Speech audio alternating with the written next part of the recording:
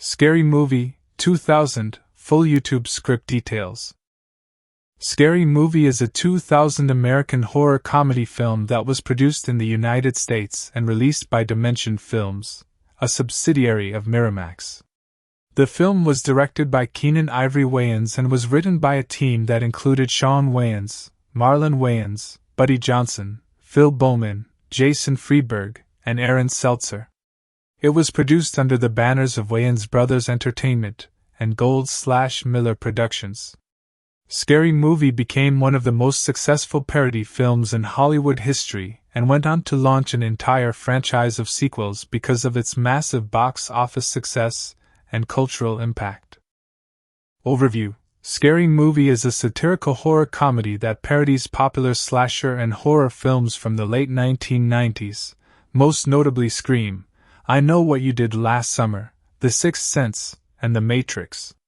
The film takes the basic structure of a teen slasher movie and turns it into an outrageous comedy filled with exaggerated characters, slapstick humor, and pop culture references.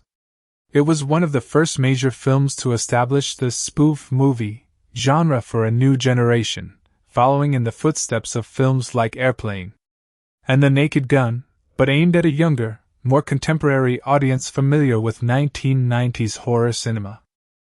Plot details: The story begins with an opening sequence that directly parodies the famous opening scene of Scream, where a character named Drew Decker, played by Carmen Electra, is home alone and receives a threatening phone call from a mysterious masked killer before being murdered in a comedic and exaggerated fashion. The main storyline then shifts to a group of teenagers, led by Cindy Campbell, played by Anna Faris, who a year earlier were involved in a car accident where they accidentally struck a man on the road and, instead of reporting it, panicked and dumped his body into a lake to hide what happened. This mirrors the plot of I Know What You Did Last Summer. A year later, a masked killer resembling the Ghostface character from Scream begins stalking and murdering the group one by one, seemingly as revenge for the incident.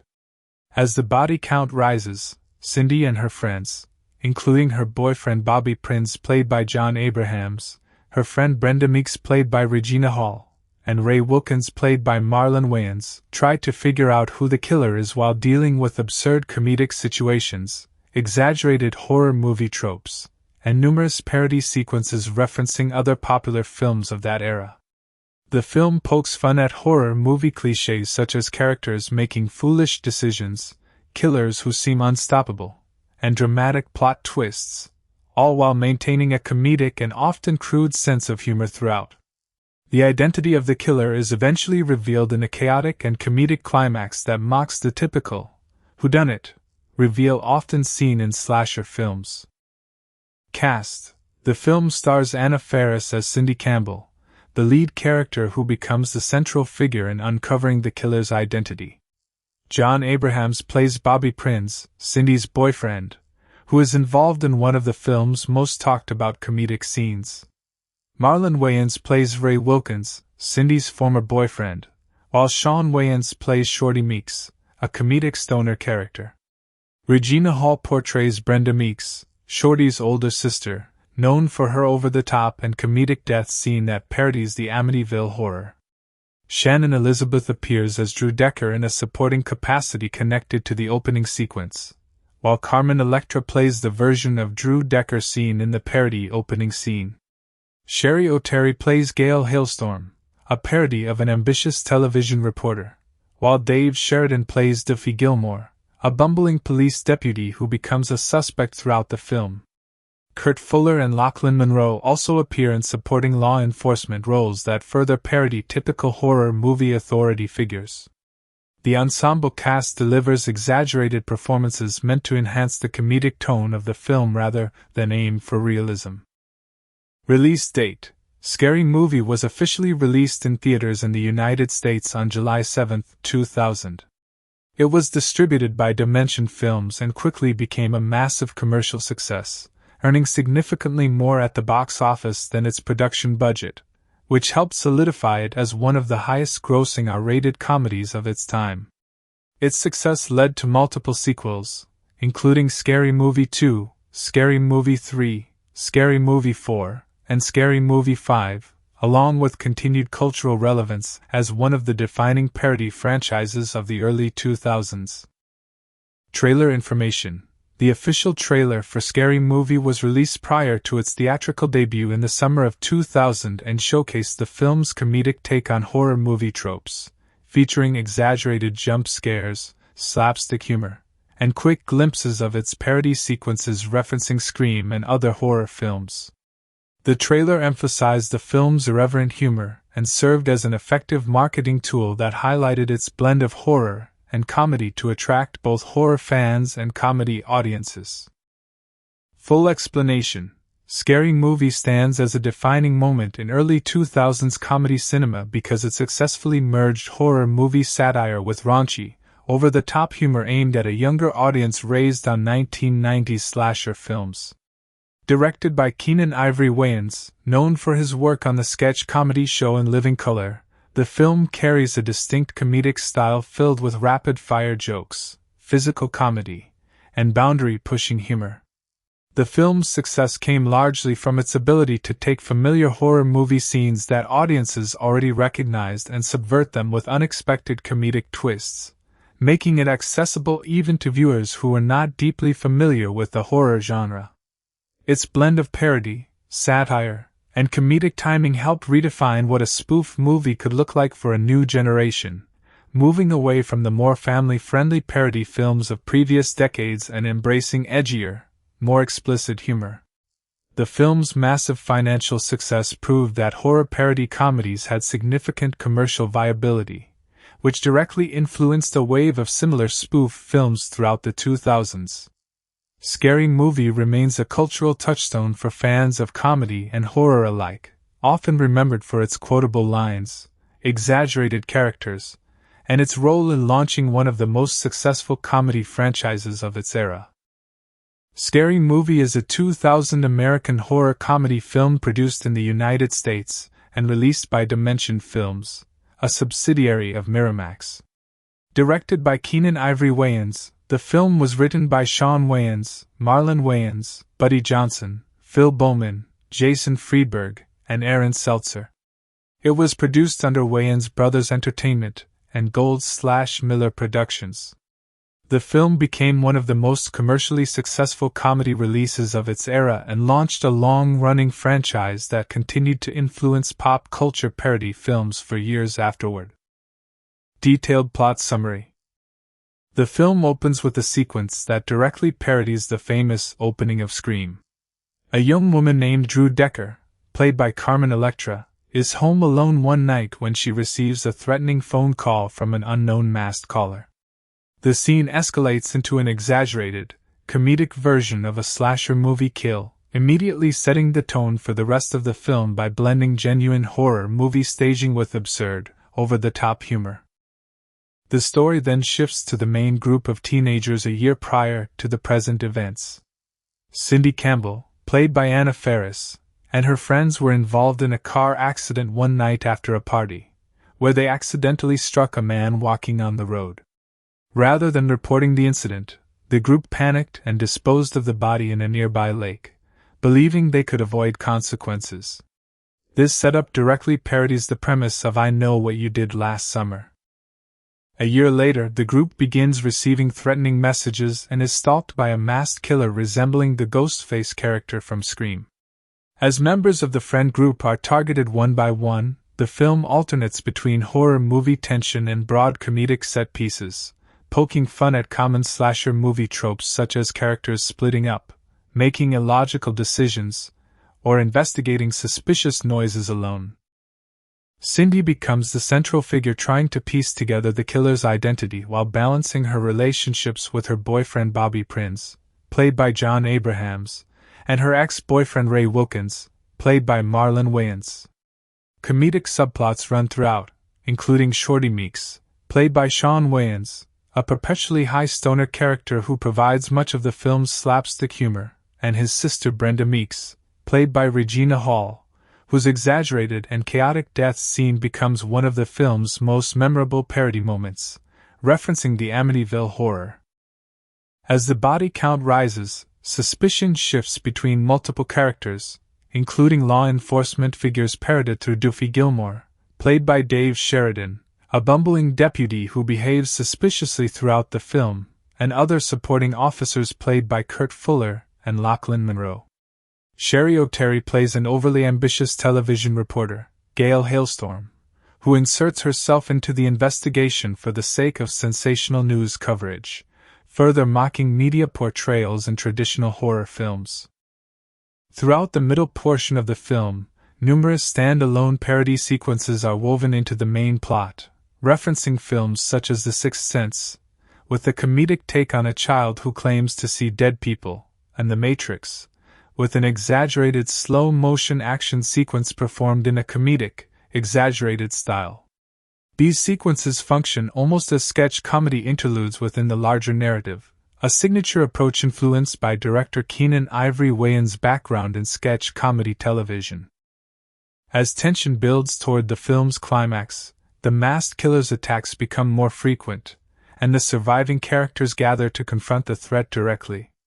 The film builds toward a chaotic final act filled with exaggerated fight sequences, comedic misdirection about the killer's true identity, and multiple twists that mock the traditional whodunit reveal formula commonly used in slasher films. Ultimately, the killer's identity and motivations are revealed in an intentionally absurd and over-the-top manner, subverting audience expectations by making the reveal as comedic as possible rather than delivering a serious, dramatic resolution. The film closes with the surviving characters processing the chaotic events, delivering a final wave of comedic commentary and jokes that reference the broader horror genre one last time before the credits roll. Breakdown of major parody sequences. One of the defining features of Scary Movie is its direct referencing of specific horror and pop culture films rather than relying on generic horror tropes alone. The opening sequence is a direct parody of Scream's iconic Drew Barrymore opening scene. The overarching plot involving the hit and run and cover-up mirrors I Know What You Did Last Summer almost beat for beat, but with exaggerated comedic timing. A standout sequence parodying The Sixth Sense pokes fun at the film's famous twist ending and its tone of quiet dread by exaggerating it into slapstick absurdity.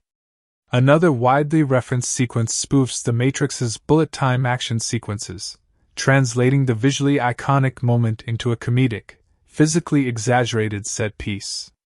These parody sequences function as connective tissue that ties the film's overarching slasher plot to broader late 1990s pop culture, giving audiences a sense of familiarity even as the plot itself follows an original comedic storyline. Cast highlights and character roles.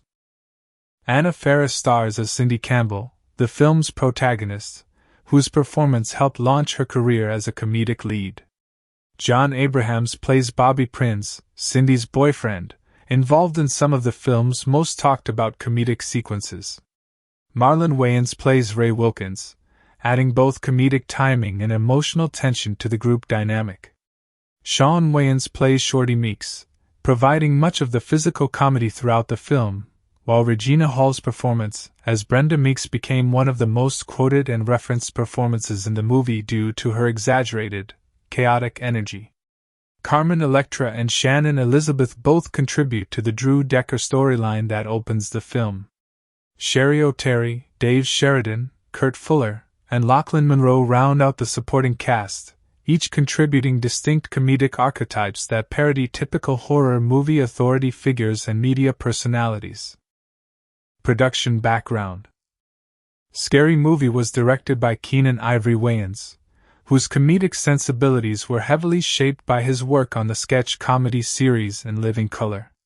This influence is evident throughout the film's structure, which often prioritizes standalone comedic sketches over tightly plotted narrative continuity. The screenplay involved multiple writers, blending different comedic voices into a single cohesive parody film. Distributed by Dimension Films under the Miramax banner, the film was produced on a moderate budget, but went on to earn substantially more at the box office, making it one of the most profitable comedies of the year. Release and box office performance.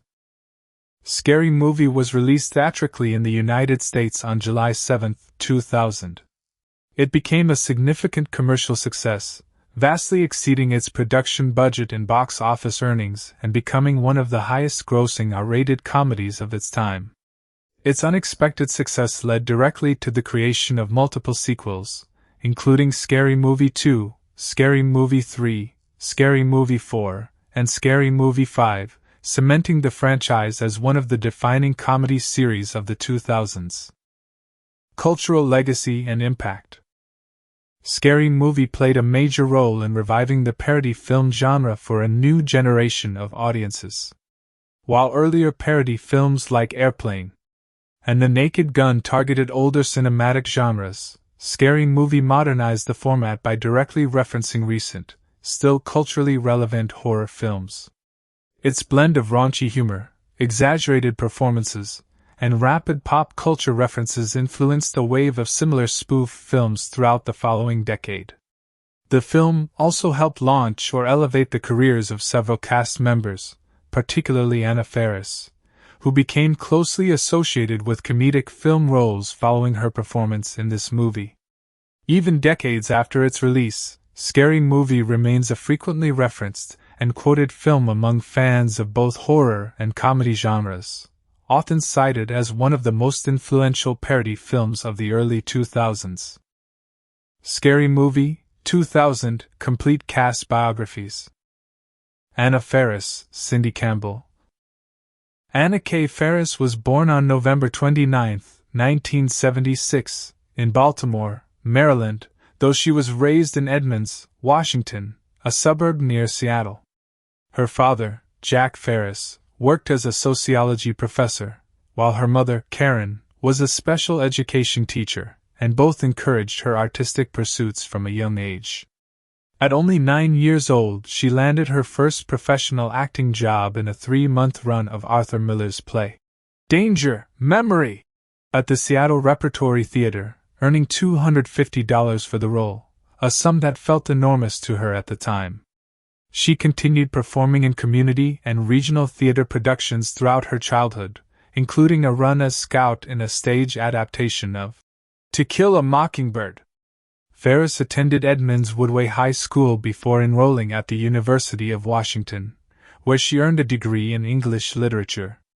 After graduating, she briefly considered relocating to London to write, but instead decided to try her luck in Los Angeles, living modestly in a small studio apartment while pursuing acting work. Her early film credits included a small role in the 1999 movie Lover's Lane. Her life changed dramatically when director Keenan Ivory Wayans cast her as the lead in Scary Movie, a role that required her to dye her naturally blonde hair black, leading many viewers to assume she was a natural brunette. The film's massive success turned Faris into one of the most recognizable comedic actresses of the early 2000s, and she went on to appear in Lost in Translation, Brokeback Mountain, The House Bunny, My Super Ex-Girlfriend, and multiple sequels within the Scary Movie franchise. She later found further success on television as the co-lead of the CBS sitcom, Mom, and became known for her advice podcast, Unqualified, which she also turned into a best-selling memoir. In her personal life, Faris was married to actor Ben Inga from 2004 to 2008, and later to actor Chris Pratt, with whom she shares a son. That marriage ended in divorce in 2018, and she has since remarried cinematographer Michael Barrett. Marlon Wayans, Shorty Meeks. Marlon Lamont Wayans was born on July 23, 1972, in New York City, making him the youngest of 10 siblings in the famously talented Wayans family. His father, Howell Stone Wayans, worked as a supermarket manager, and his mother, Elvira Alethea Wayans, was a homemaker and social worker. Marlon grew up in New York City housing projects alongside his siblings, many of whom would go on to have their own significant careers in entertainment, including Keenan Ivory, Damon, Kim, and Sean Wayans.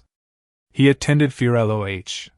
LaGuardia High School of Music and Art and Performing Arts and later enrolled at Howard University in Washington, D.C.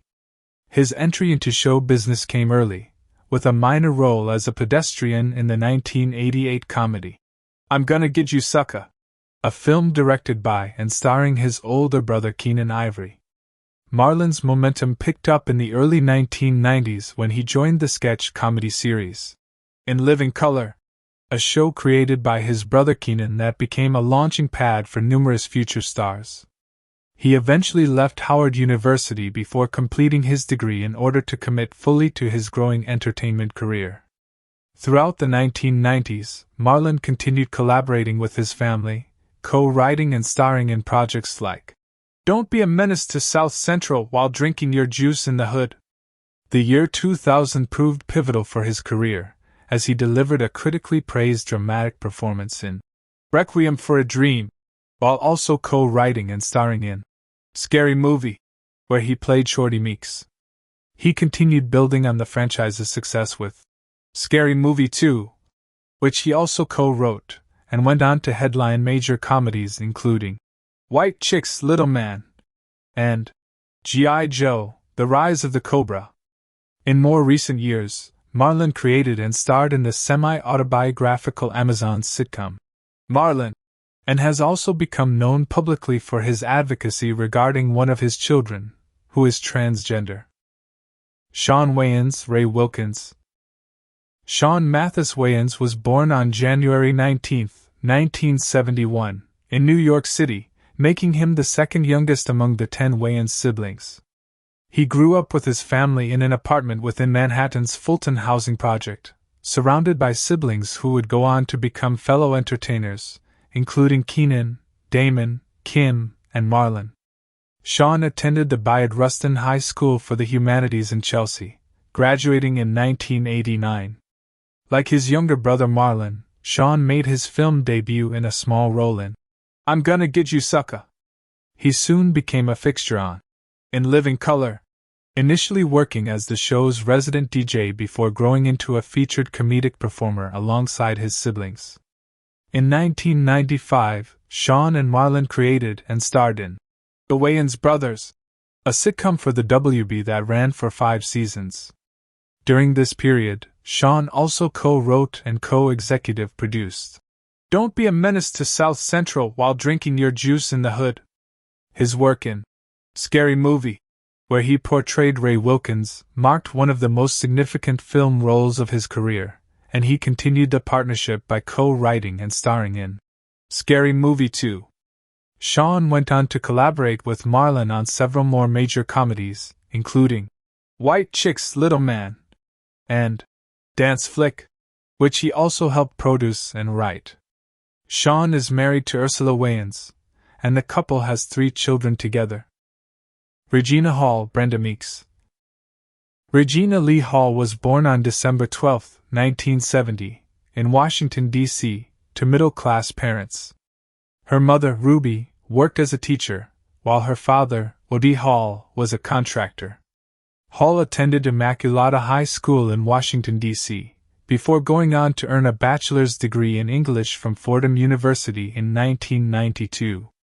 Unlike many of her fellow cast members, Hall did not originally set out to become an actress.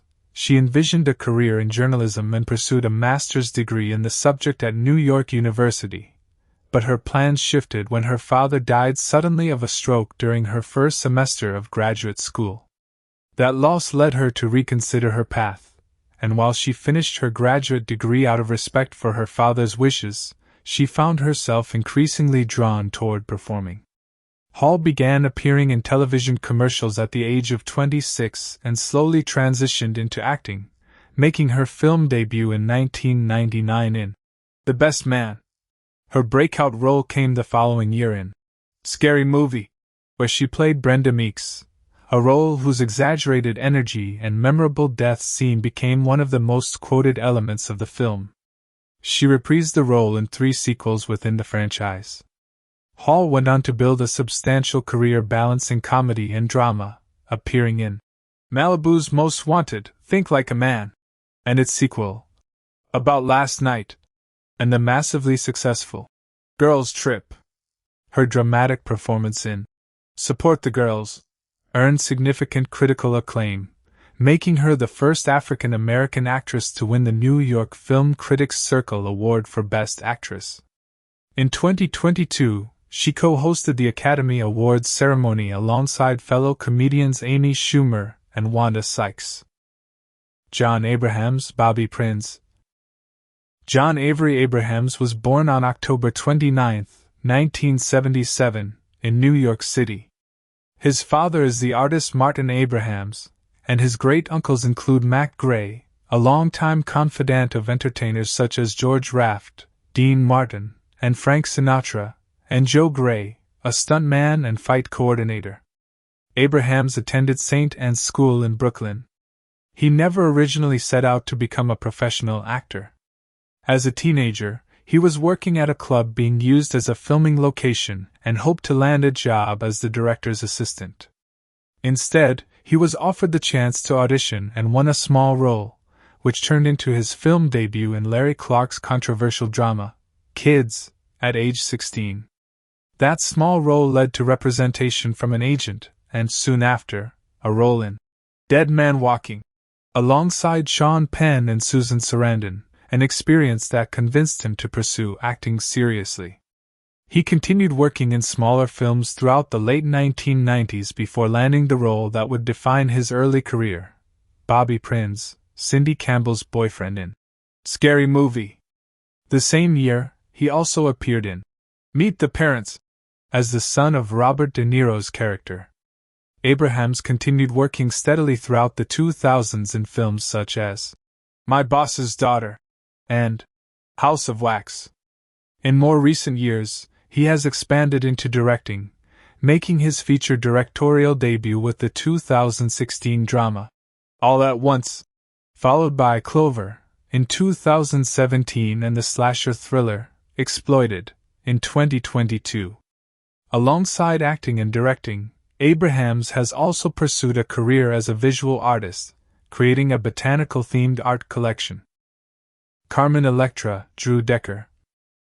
Carmen Electra was born Tara Lee Patrick on April 20, 1972, in Sharonville, Ohio. Her father, Harry, worked as a guitarist and entertainer, and her mother, Patricia, was a singer, giving Electra early exposure to performance and music. She began studying dance from a young age and, at 9 years old, enrolled at the School for Creative and Performing Arts in Cincinnati. After graduating from Princeton High School in 1990, she began her professional career as a dancer in the It's Magic show at Kings Island Amusement Park in Ohio. In 1991, she relocated to Minneapolis, Minnesota, where a pivotal encounter with musician Prince changed the trajectory of her career. Prince produced her self-titled debut album, released through his Paisley Park label in 1992, and she opened for him during the European leg of his Diamonds and Pearls tour. After her music career slowed, Electra transitioned toward modeling and acting, gaining significant attention for her appearances in Playboy magazine. Her television career took off with a role as lifeguard Lonnie McKenzie on Baywatch, and as a co-host of the MTV dating series Singled Out. She made her film debut in 1997's American Vampire, and appeared in Good Burger the same year. Her role as Drew Decker in the opening sequence of Scary Movie became one of her most recognized film appearances, and it helped launch a long run of similar parody film work, including Date Movie, Epic Movie, and Disaster Movie. In her personal life, Electra was briefly married to basketball star Dennis Rodman in 1998, and later married musician Dave Navarro in 2003, divorcing in 2007. Shannon Elizabeth Buffy Gilmore. Shannon Elizabeth Fatal was born on September 7, 1973, in Houston, Texas, to a Lebanese father, Gerald Edward Fatal, and a mother of German, English, and Irish descent, Patricia Diane Abbott. When Shannon was in 3rd grade, her family relocated to Waco, Texas, to be closer to relatives, and it was there that she grew up, taking dance lessons in tap, ballet, and jazz while developing a serious interest in competitive tennis during high school. She was also active in cheerleading, her school's dance team, and student council. After graduating from Waco High School in 1991, she moved to New York City to pursue modeling, working with major agencies and traveling internationally for assignments across Europe, Latin America, Australia, and Japan. After relocating to Los Angeles, she signed with Ford Models and later Elite, and began taking acting classes with the goal of transitioning from modeling into film work. That transition paid off in 1999, when she landed the role of Nadia in American Pie, a part that made her an instantly recognizable figure in teen comedy. The following year, she appeared in Scary Movie as Buffy Gilmore, further building her comedic film resume, and she continued working in the genre with films like Jay and Silent Bob Strike Back, Jack Frost, and Cursed. On television, she had a recurring role on That 70s Show, and later starred in the UPN sitcom Cuts. Beyond acting, Elizabeth became known for her interest in poker, participating in numerous celebrity tournaments, and for her animal welfare advocacy, having founded the non-profit rescue organization Animal Avengers. Sherry O'Terry, Gail Hailstorm. Sherry O'Terry was born on September 19, 1962, in Upper Darby, Pennsylvania, the daughter of Patricia O'Terry and Gaetano Thomas O'Terry, and she is of Italian ancestry. She grew up in the same Philadelphia suburb that later produced fellow Saturday Night Live performer Tina Fey. O'Terry attended Archbishop Prendergast High School and did not initially set her sights on a comedy career, having a strong early interest in music instead. After spending several years working various temp jobs, she moved to Los Angeles at the end of the 1980s, where she found work in the promotions department of A&M Records for 4 years. During this period, she began performing with the Groundlings, the famous Los Angeles-based improv and sketch comedy troupe. Producers from Saturday Night Live attended a Groundlings performance in 1995, originally intending to scout fellow performer Chris Kattan, but O'Terry's own performance caught their attention as well, leading to her own invitation to audition for the show alongside Kattan and Will Ferrell. She was hired as part of an almost entirely new cast and went on to become a standout performer between 1995 and 2000, known for characters such as the enthusiastic cheerleader Ariana and sharp impressions of public figures like Barbara Walters and Judge Judy. Her work on Saturday Night Live earned her a Primetime Emmy nomination and helped fuel her subsequent film career, which included her role as television reporter Gail Hailstorm in Scary Movie. She continued to work steadily in film, television, and voice acting in the years that followed, including a recurring role in the animated series Sit Down, Shut Up, and a supporting part in Grown Ups 2. Dave Sheridan, Duffy Gilmore. Dave Sheridan was born on March 10, 1969, in Newark, Delaware. He was a member of the Tau Kappa Epsilon fraternity while attending William Patterson University in New Jersey. Sheridan's introduction to the entertainment industry began behind the scenes, as he started his career as an intern at Saturday Night Live during the 1991-1992 season, an experience that pointed him toward comedy as a career path. From there, he became involved with Chicago's famed comedy troupe The Second City, where he wrote, directed, and produced a multimedia stage show called Dave Sheridan's America. His early television work included creating Buzzkill, an MTV reality series from the mid-1990s that featured a group of friends staging elaborate pranks on camera. Sheridan's breakout role came in Scary Movie, where he played Special Officer Duffy, a parody of the deputy sheriff character from Scream. He has continued to embrace the role well beyond the film's release, still wearing the Officer Duffy costume for appearances at pop culture conventions. Following Scary Movie, Sheridan built a long career as a reliable supporting and character actor, appearing in projects produced by the Wayans family such as Little Man, 50 Shades of Black, and Both. A Haunted House films, along with horror roles in Rob Zombie's The Devil's Rejects and installments of the Hatchet franchise. Outside of acting, Sheridan has pursued music as a member of the band Van Stone, formed in 2004, and he hosted the Fox reality channel series Smile, You're Under Arrest in the late 2000s. Kurt Fuller, Sheriff Burke. Kurt Fuller was born on September 16, 1953, in San Francisco, California, and was raised in Stockton, in California's San Joaquin Valley. He developed an interest in acting while attending the University of California, Berkeley, where he earned a degree in English literature. After graduating, he moved to Los Angeles with all of his belongings packed into the back seat of a Dodge Dart, and spent the next decade working as a real estate agent by day while performing on stage at night. His breakthrough came in 1986, when he originated the lead role of Frank in the American premiere of Stephen Berkoff's play, Kvetch, a performance that earned strong reviews and opened the door to more consistent acting work. Fuller went on to build a prolific career as a character actor, appearing in films such as Ghostbusters 2, Wayne's World, No Holds Barred, and The Bonfire of the Vanities. The role of Ned Ryerson in Groundhog Day was actually written specifically for Fuller by his close friend, director Harold Ramis, though the part ultimately went to another actor.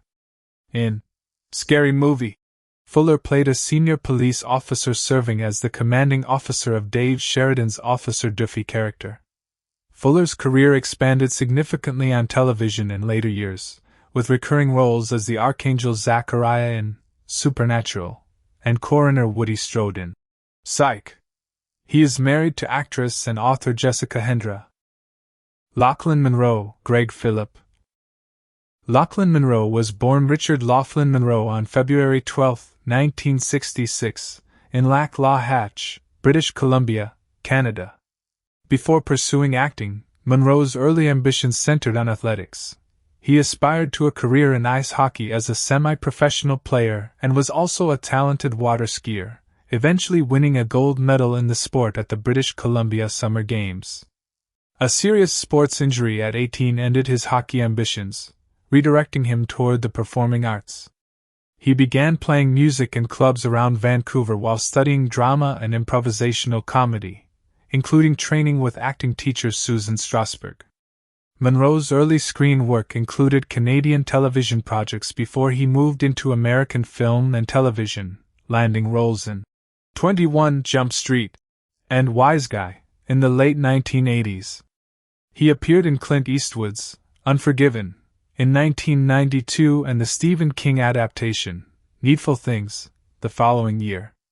His breakout came with his portrayal of the aggressive, death-courting undergraduate Cliff in the 1998 comedy Dead Man on Campus, followed by a role as an intense fitness trainer in A Night at the Roxbury the same year.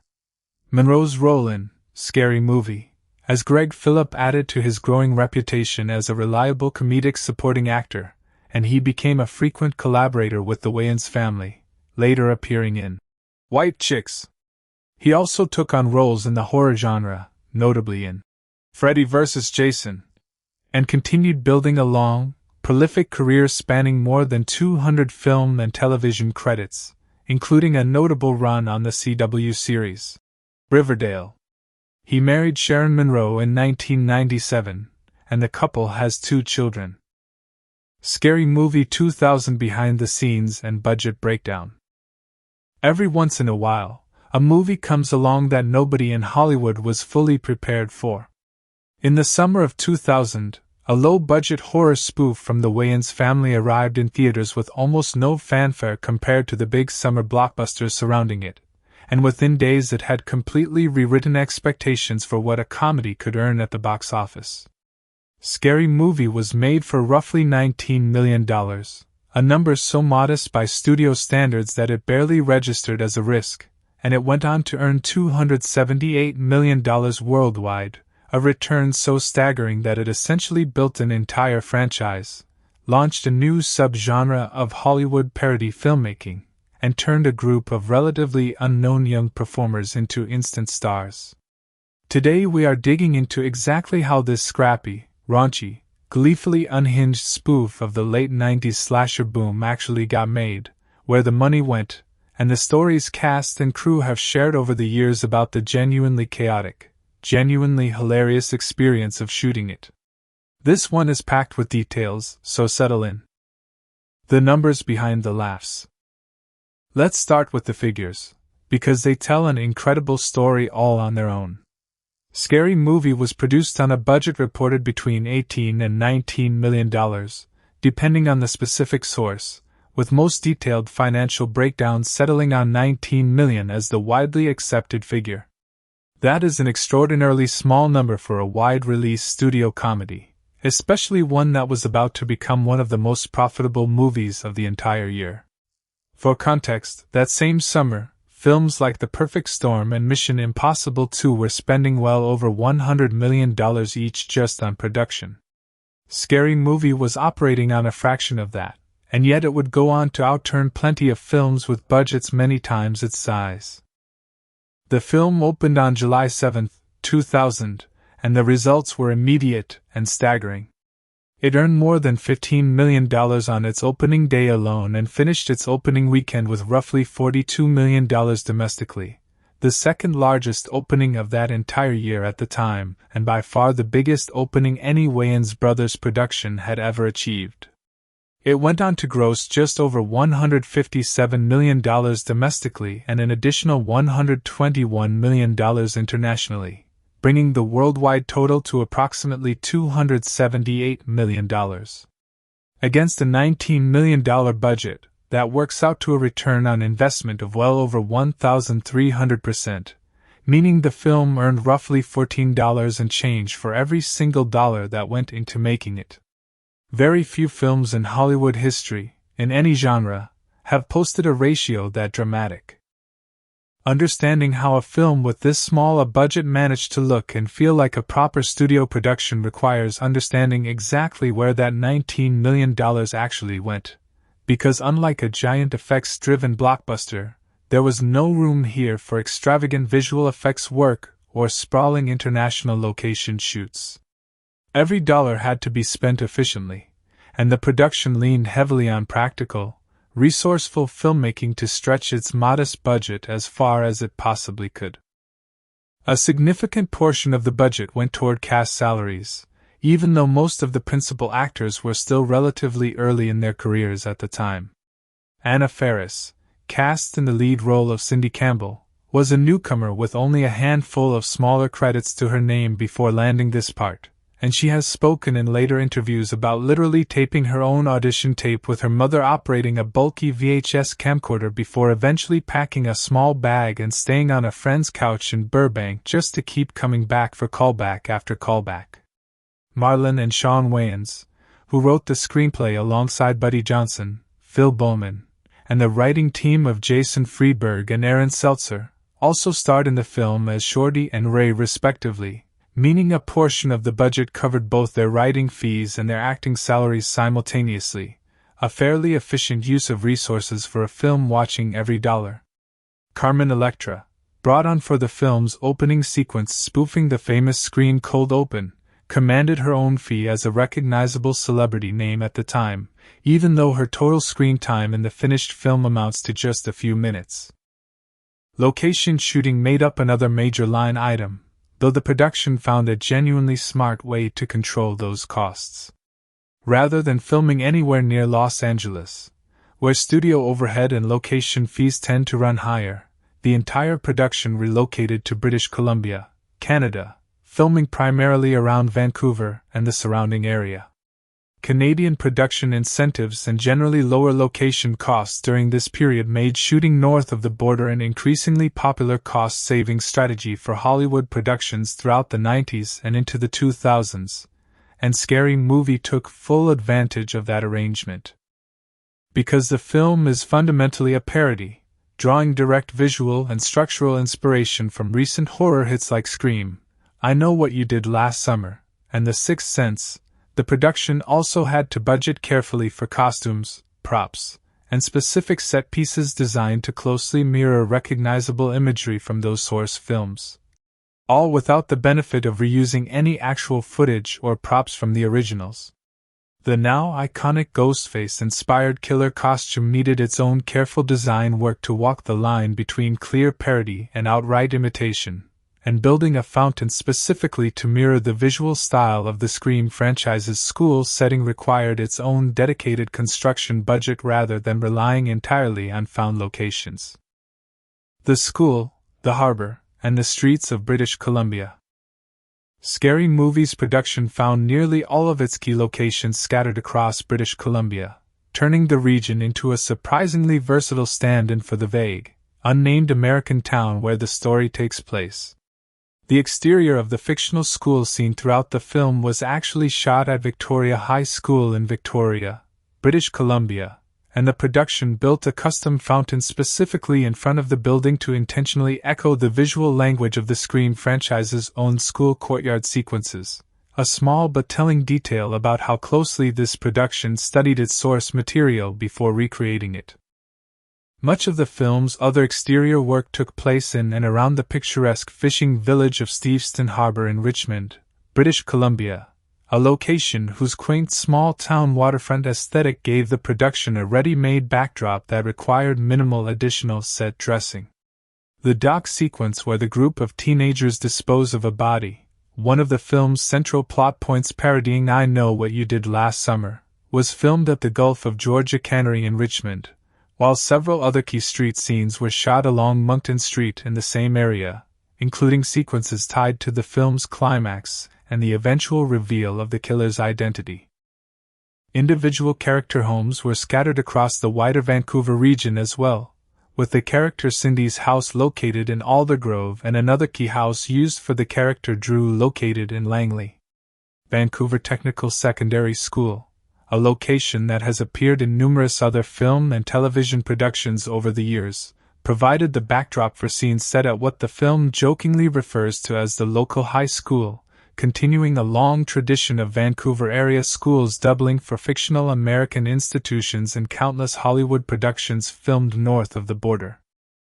Shooting an entire studio comedy across this many scattered locations required careful logistical planning to keep the production moving efficiently, especially given the modest budget the filmmakers were working with.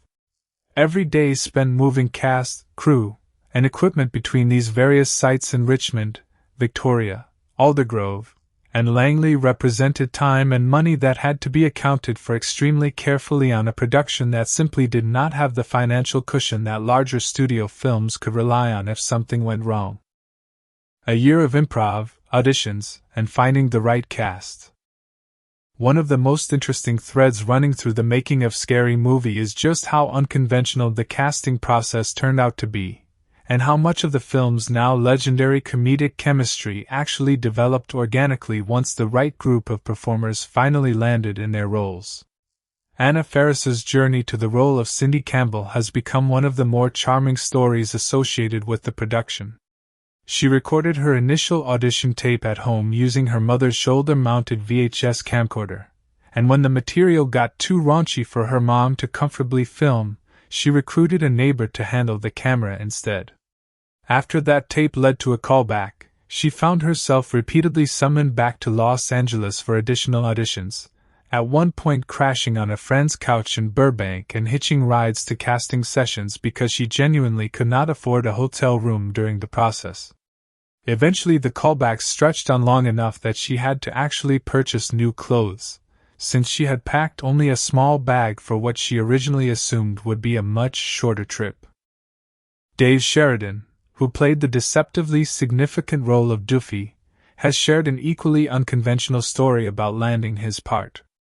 He decided to commit to his character's odd, deadpan energy before he even walked into the audition room, staying in character while sitting in the waiting area and then intentionally fumbling a high-five greeting with director Keenan Ivory Wayans during the audition itself. He left the room fully expecting he had blown his shot, only to receive a callback phone call about 10 minutes later while still driving away, forcing him to pull over and find a payphone to call the casting office back. Regina Hall's path to playing Brenda involved persistence on an entirely different level. She has said in interviews that she auditioned for the role 4 separate times before finally landing it, pushing forward even after being told by a producer at one point that she should not pursue the project at all. Interestingly, the role very nearly went to a different performer entirely. The producers initially approached the late singer Aaliyah about playing Brenda, envisioning the character as something of a loose parody of pop star Brandy, but Aaliyah ultimately turned the role down out of respect for Brandy, not wanting the part to read as poking fun at a fellow artist. That decision opened the door for Regina Hall to finally land the role after her 4th attempt. Casting Carmen Electra for the film's now iconic opening sequence turned into its own small battle behind the scenes. Director Keenen Ivory Wayans has been candid in interviews about how reluctant the studio was to cast her, revealing that Miramax executives pushed back hard against the idea, viewing Electra as more of a tabloid celebrity than a legitimate actress capable of carrying a pivotal opening scene. Wayans has said the very qualities the studio found objectionable about her public persona were exactly what made her perfect for the satirical tone the scene needed, and he eventually convinced the studio to relent, allowing Electra to film what became one of the most memorable and widely quoted openings in modern comedy history. Once the cast was finally assembled, Keenen Ivory Wayans structured the entire shoot around a surprisingly loose, improv-forward philosophy that gave his actors enormous creative freedom on set. According to Shannon Elizabeth, who played Buffy, Wayans told the cast directly that he wanted them to shoot the scripted material as written first, and then he would let them improvise and try anything they wanted for additional takes, promising that whatever ended up being the funniest material in the final edit would be used, regardless of whether it came from the script or from an actor's own instincts in the moment.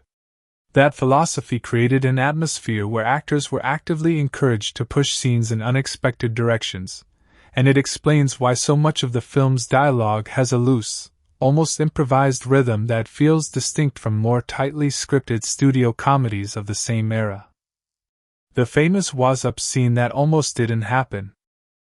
If there is one single sequence from Scary Movie that has embedded itself most permanently into pop culture memory, it is the scene where Marlon Wayans' character Shorty answers a phone call from the killer while surrounded by his friends, launching into an extended riff on the massively popular Budweiser "Was Up" commercial campaign that had saturated television advertising at the time. What makes this scene particularly fascinating from a production standpoint is just how late in the process it actually got added to the film. According to producer Bo Zenga, the "Was Up" commercial itself did not become a genuine cultural phenomenon until relatively close to the end of the production schedule, meaning the scene referencing it was not part of the original shooting script at all.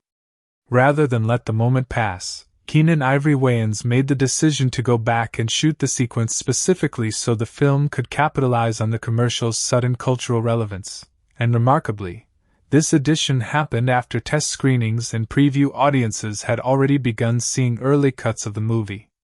Marlon Wayans has described the creative thinking behind the scene as wanting to dig directly into contemporary culture, imagining a scenario where Shorty and his friends, established throughout the film as a group of lovable knuckleheads, could use a simple phone call to riff on current slang and push the film's boundaries even further than a traditional horror movie would typically allow. Reshooting and inserting an entirely new scene this late in a production timeline, especially on a film with a budget as tight as $19 million, represents a genuinely bold gamble.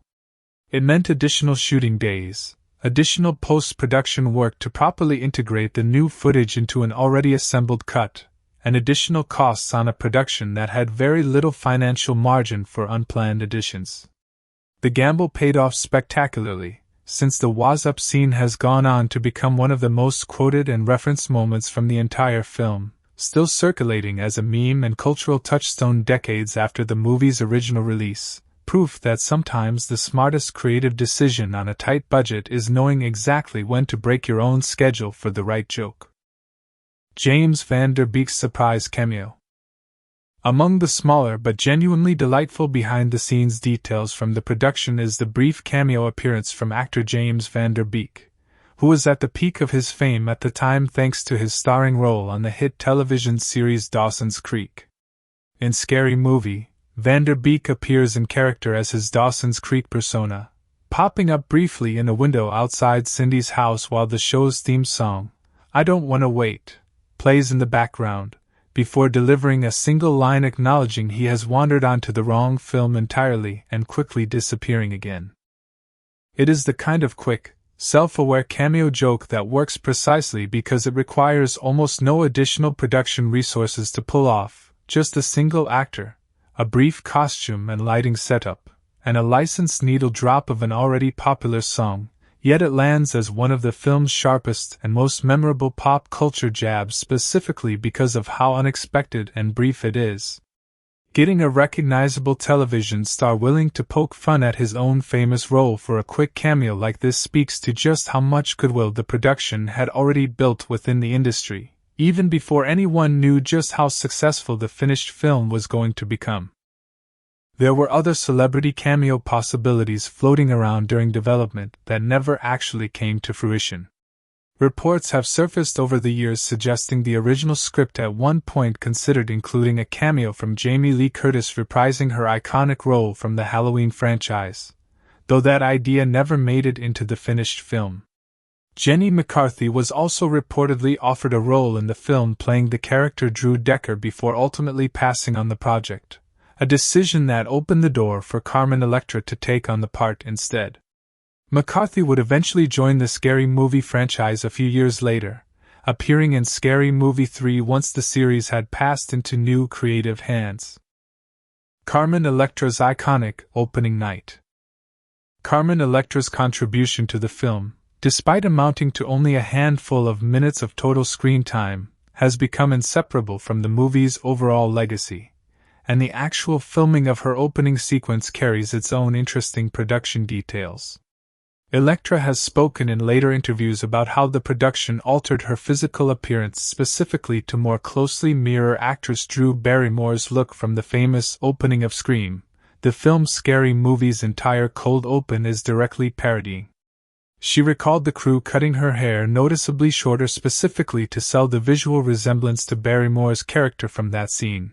A small but telling detail about how seriously the production approached matching the visual language of its source material even within a broad comedy. Perhaps even more impressive from a scheduling standpoint, Electra has confirmed that the entire elaborate opening sequence, which runs for several minutes of screen time and involves an extended chase, multiple stunt beats, and a memorable death scene, was filmed in a single night. Shooting a sequence with that much choreography, camera setup complexity, and practical effects work in just one overnight session represents an extraordinarily tight turnaround, even by the standards of a modestly budgeted production working to conserve every available dollar. It speaks to how tightly planned and rehearsed the sequence must have been before the cameras ever started rolling, since there would have been essentially no room for major schedule slippage once that single night of shooting began. Sherry O'Terry, the rivalry that wasn't quite a joke. Not every behind-the-scenes story from Scary Movie involves warm nostalgia and easy laughs. In a joint interview given roughly a year after the film's release, Sherry O'Terry, who played the aggressively over-the-top television reporter Gail Hailstorm, and Anna Faris sat down together for a press conversation that took a genuinely funny, if slightly barbed, turn when the topic of their characters' on-screen animosity came up. When a reporter pointed out that the two actresses had been paired together for the interview despite their characters clearly not getting along in the film, O'Terry responded dryly that the two of them did not particularly get along in real life either, delivering the line with just enough deadpan commitment that it became difficult to tell how much of the exchange was performance, and how much was a genuine reflection of some friction between the two performers. The rest of the exchange continued in a similarly playful, sparring tone, with O'Terry and Faris trading light jabs back and forth throughout the conversation, teasing each other about specific scenes and creative choices in a way that clearly entertained the reporter conducting the interview even as it left some ambiguity about the underlying dynamic between the two actresses.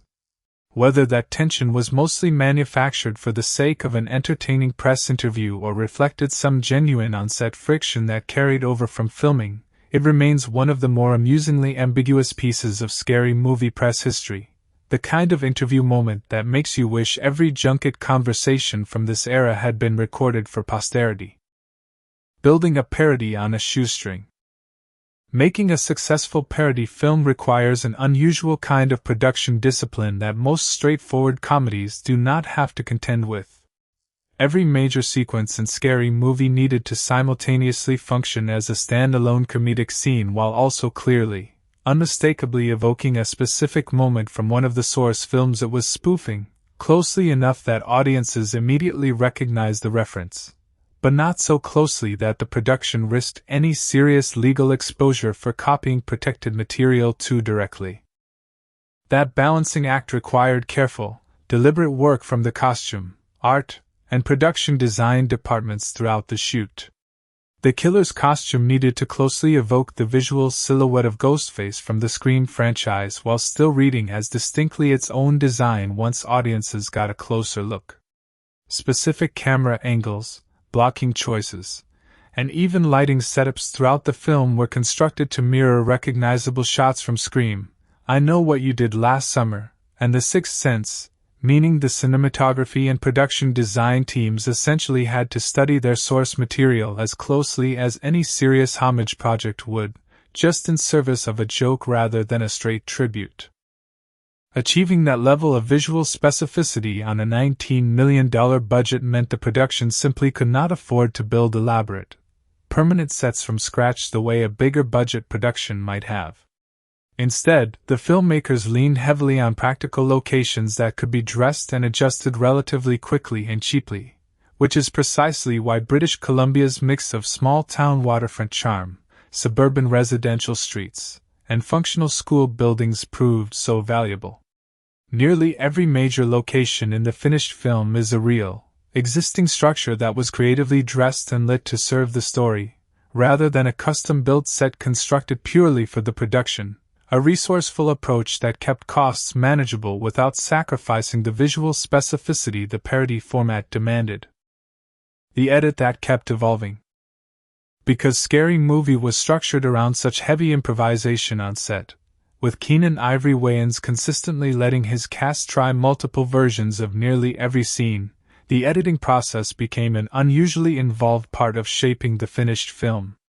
Editor Mark Helfrich was tasked with sorting through an enormous volume of alternate takes and improvised material, searching for whichever version of a joke landed hardest rather than simply assembling the scripted version of each scene in a straightforward manner.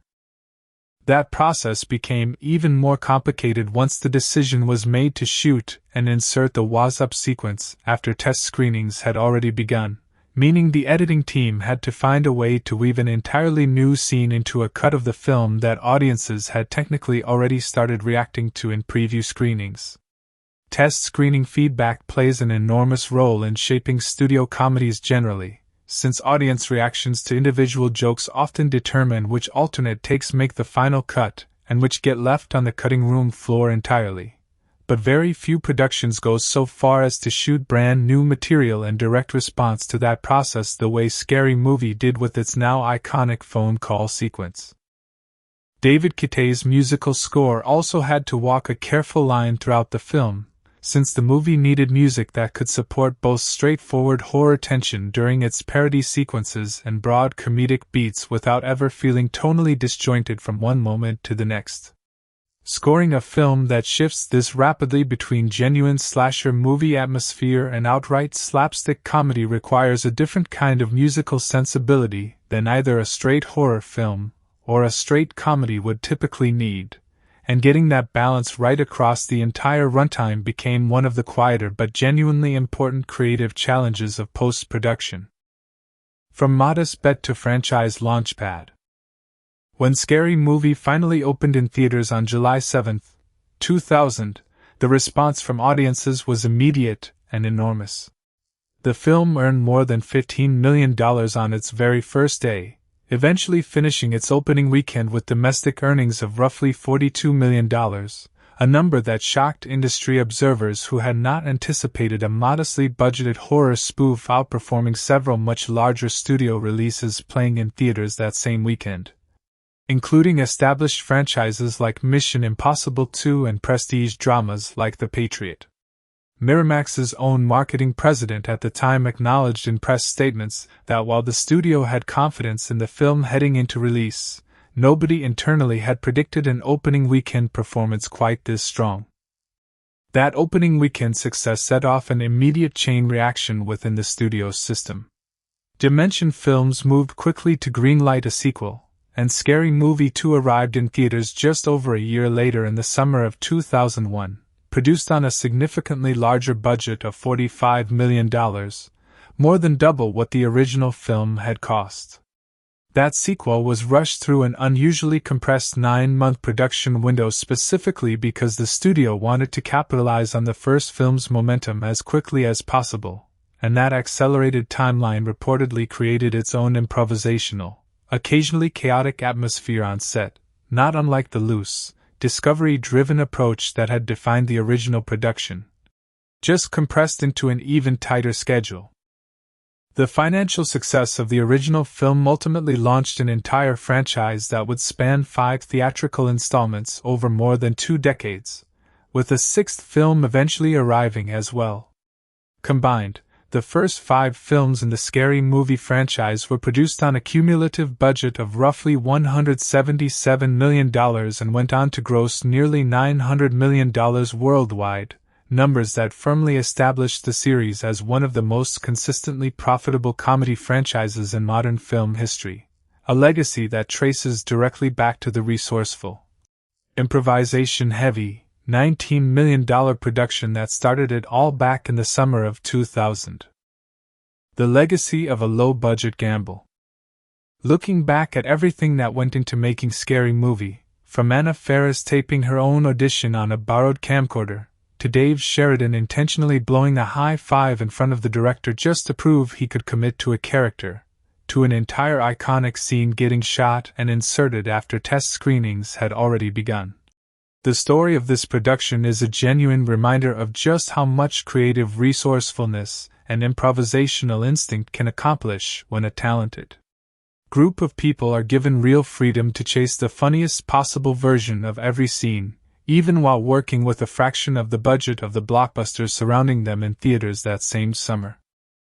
Scary Movie proved something the industry did not fully appreciate going into that 2000 release, that audiences were more than ready for a comedy willing to aggressively, unapologetically mock the recent wave of self-serious slasher films that had dominated theaters throughout the late 90s. It took real confidence for Keenen Ivory Wayans and his cast to commit fully to that satirical premise, and it took genuine resourcefulness from the below-the-line crew to pull off a film with this many location moves, this much improvisation, and this specific a visual parody target, all on a budget that left almost no room for costly mistakes. The fact that it went on to earn nearly 14 times its production budget back, and spawned an entire multi-decade franchise in the process, stands as one of the more remarkable low-budget success stories in modern Hollywood history. The stunt team's balancing act. Even though Scary Movie is fundamentally a comedy, the production still needed a functioning stunt and safety team on hand throughout the shoot, since the film's parody structure required recreating genuinely dangerous-looking slasher movie violence, just twisted into a comedic register. The opening sequence alone, built around an extended chase and knife attack parodying Scream, required careful stunt choreography to make the violence read as visually convincing enough to work as parody, while remaining completely safe for the performers involved. Getting a joke to land in a horror spoof often depends on the audience recognizing the beat being mocked before the punchline subverts it, which means the stunt choreography actually had to closely mirror genuine slasher movie staging rather than simply playing everything for broad, obviously fake comedy from the start. That balancing act extended into smaller sequences throughout the film as well, including several of the more elaborate physical comedy set pieces built around the character Duffy and the film's many gross-out gags. Practical effects work for the film's kills, all of which needed to simultaneously look convincingly gory in the style of the films being parodied while also being pushed just far enough into absurdity to read clearly as comedy, required close coordination between the makeup effects team and the stunt department throughout production. On a budget as tight as this one, there was little room to reshoot an entire elaborate gag if the practical effects did not land correctly on the first attempt, which put real pressure on the effects crew to get complicated gore gags right in a limited number of takes. The pressure of a summer release date. Positioning Scary Movie for a July release put the production under its own specific kind of pressure, since Miramax was slotting the film directly into one of the most competitive stretches of the entire summer movie calendar. The weekend the film ultimately opened saw it going up against established franchise titles and major studio dramas already performing well at the box office, meaning there was very little margin for the production to fall behind schedule or exceed its already modest budget without risking the film's competitive positioning against much larger, better-funded releases. That pressure filtered down into how tightly the shooting schedule needed to be managed across all of the film's scattered British Columbia locations. Every day spent on a location shoot in Richmond, Victoria, Aldergrove, or Langley needed to be planned with enough precision that the production could move efficiently between sites without losing valuable shooting time to unnecessary travel or setup delays. Given how heavily Keenan Ivory Wayans relied on extended improvisation during individual takes, allowing his actors the freedom to try multiple versions of nearly every scene, the production had to find ways to protect that creative flexibility on set while still hitting the overall schedule needed to deliver a finished film in time for its planned summer release. It is a genuinely tricky needle to thread, giving performers real creative freedom while still running an efficient, budget-conscious production, and the fact that the finished film both hit its release date and became a genuine cultural phenomenon speaks to just how well that balance was ultimately managed. What the cast remembers 20 years later. In interviews given around the film's 20th anniversary, several members of the cast reflected on just how unusual the entire experience of making Scary Movie felt at the time, particularly given how few of them had any idea the finished film would become as culturally significant as it did.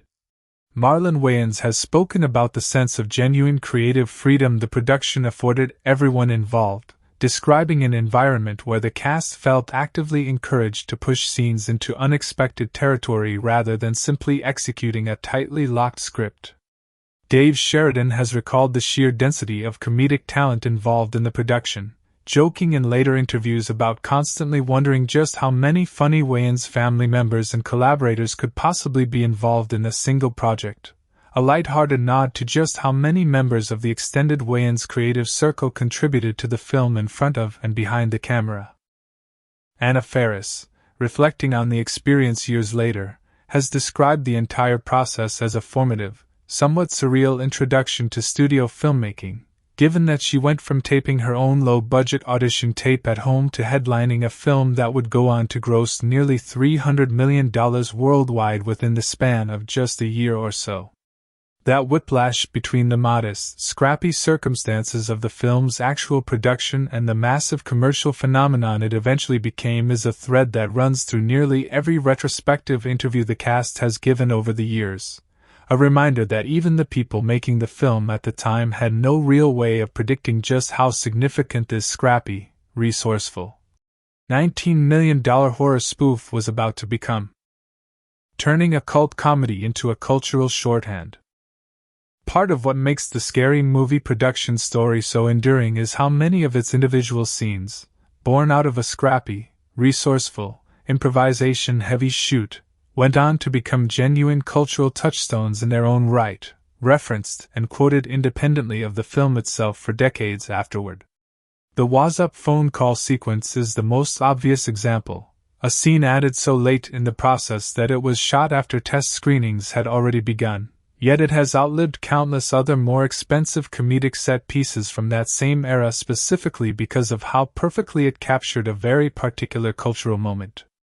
Carmen Electra's opening sequence, filmed in a single overnight session on a location dressed to closely mirror a much more expensive studio production, remains one of the most immediately recognizable comedic openings of the entire decade.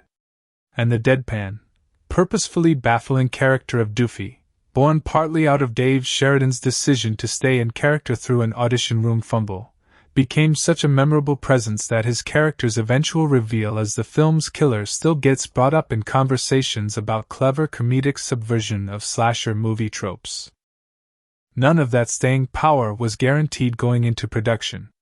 This was a film made on a budget so modest that it barely registered as a risk within Miramax's broader release slate that year, shot largely on real, existing locations across British Columbia rather than custom-built sets, and structured around a genuinely unusual amount of on-set improvisation for a studio comedy of its era. Yet those very limitations, the tight budget, the reliance on practical locations, the loose improvisational structure that let performers chase whatever version of a joke actually worked, ended up shaping a film with a comedic identity distinct enough to launch an entire multi-decade franchise and embed itself permanently into the cultural conversation around both horror and comedy filmmaking. It remains one of the more compelling examples in modern Hollywood history of a production succeeding not despite its modest resources, but in many ways because of the creative resourcefulness those limitations demanded from everyone involved. That wraps up our deep dive into the making of Scary Movie. If you enjoyed learning about everything that happened behind the scenes of this horror comedy classic, make sure you like this video and share it with a fellow movie fan who grew up quoting these jokes. And if you have not already, subscribe to the channel so you never miss our next deep dive into the movies you grew up loving. Scary Movie 2000 Cultural and Historical Analysis. Every genre eventually reaches a point where it becomes so codified, so instantly recognizable in its structure, that audiences can predict each beat before it arrives. When that happens, one of two things tends to occur. Either the genre quietly fades from cultural relevance as audiences grow tired of watching the same formula play out again and again, or someone comes along and turns that overfamiliarity into the joke itself.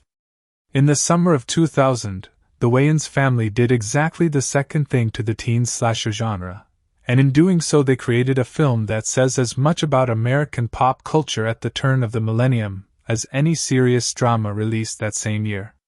Scary Movie was not simply a comedy that happened to reference some popular horror films. It was a direct, deliberate cultural response to an entire moment in cinema history, and understanding why it landed as hard as it did requires understanding exactly what it was reacting against, what came before it, and what it left behind once the laughter died down. Let's dig into the full cultural and historical context surrounding this film. The slasher revival that made the joke possible. To understand Scary Movie, you first have to understand the specific cultural moment it was born into. In 1996, director Wes Craven and screenwriter Kevin Williamson released Scream, a film that fundamentally reshaped the horror landscape for the rest of the decade.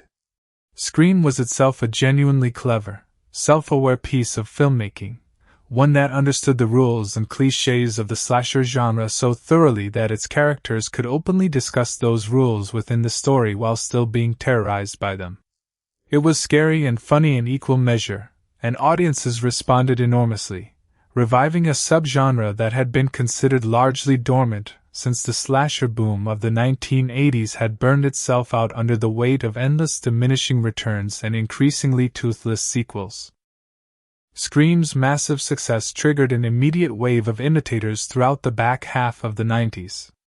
I Know What You Did Last Summer arrived in 1997, borrowing Scream's template of good-looking, fashionable teenagers being stalked by a masked or hooded killer connected to some buried secret from their past. Urban Legend followed a similar path in 1998, and Scream itself spawned two sequels of its own during this same window, with Scream 2 arriving in 1997 and Scream 3 landing in early 2000, just months before Scary Movie hit theaters.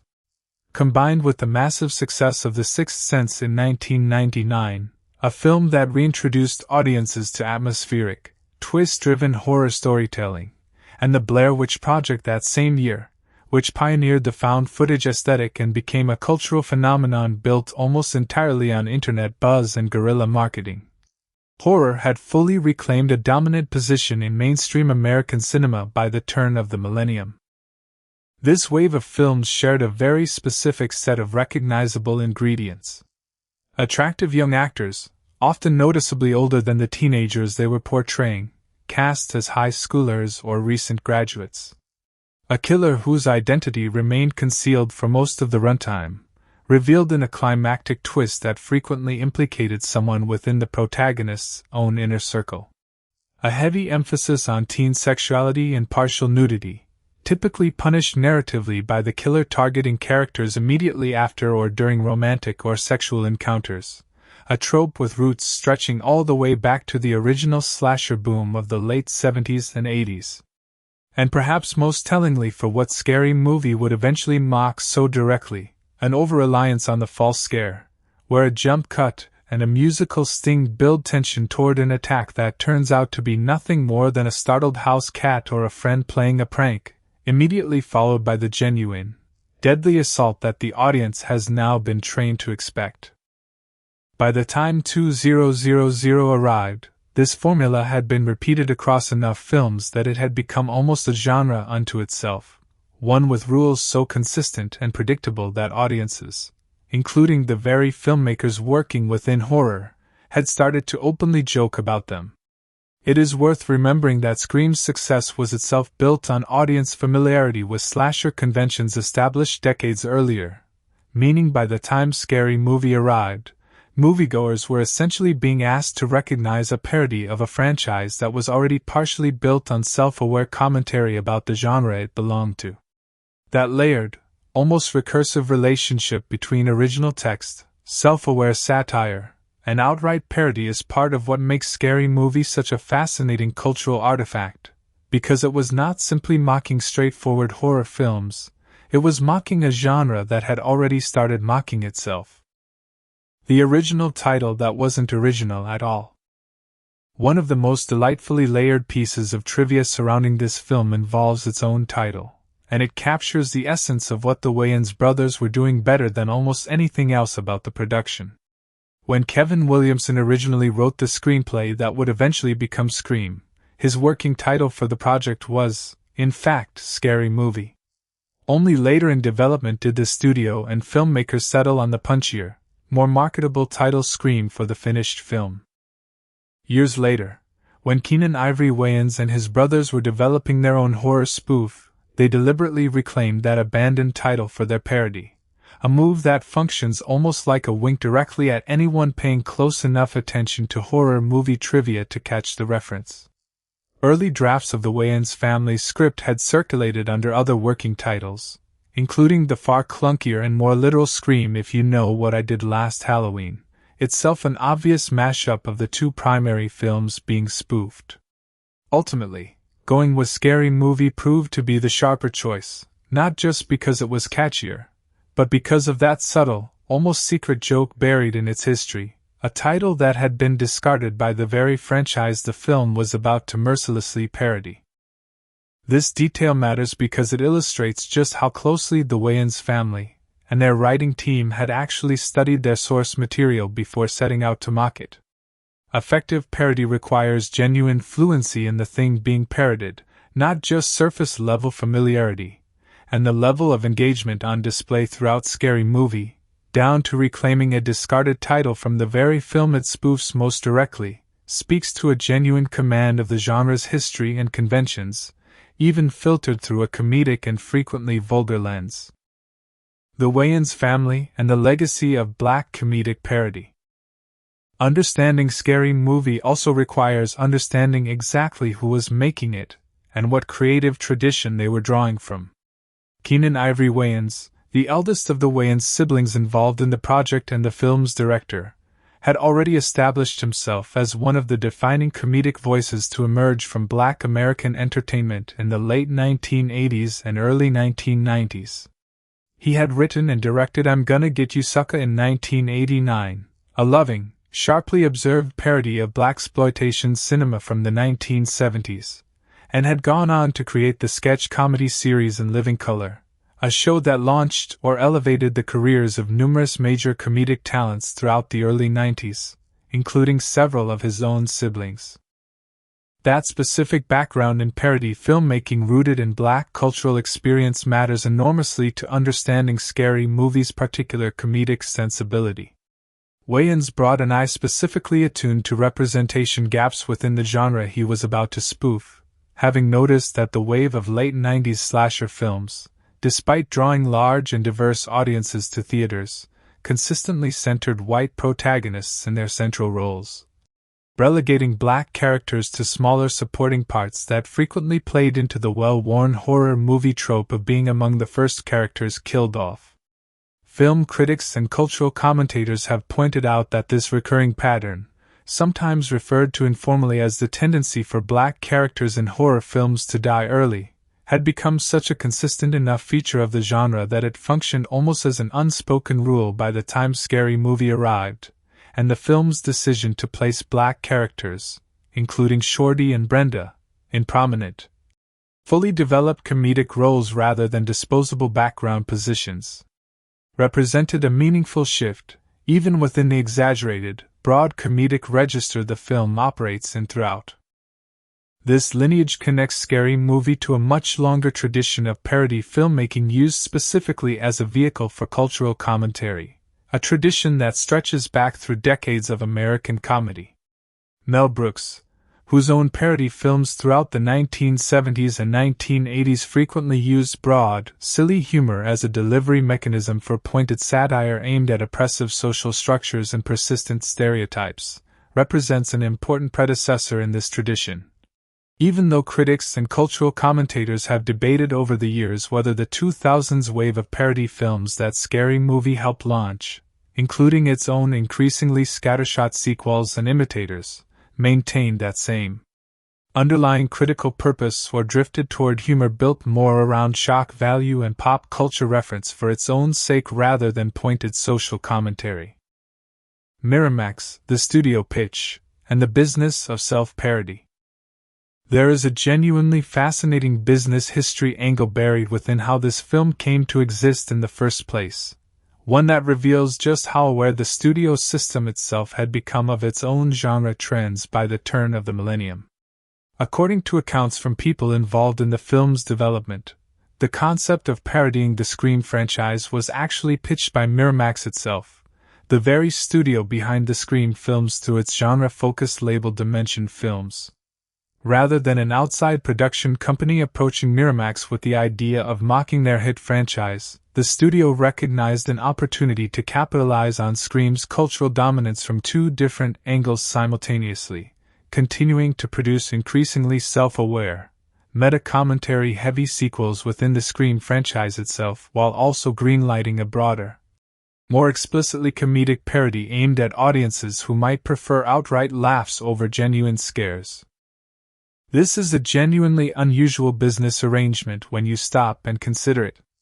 Miramax was essentially producing a film designed to mock its own successful product line, released by the same studio, under the same corporate umbrella, timed to arrive in theaters mere months after Scream 3 had already hit screens earlier that same year.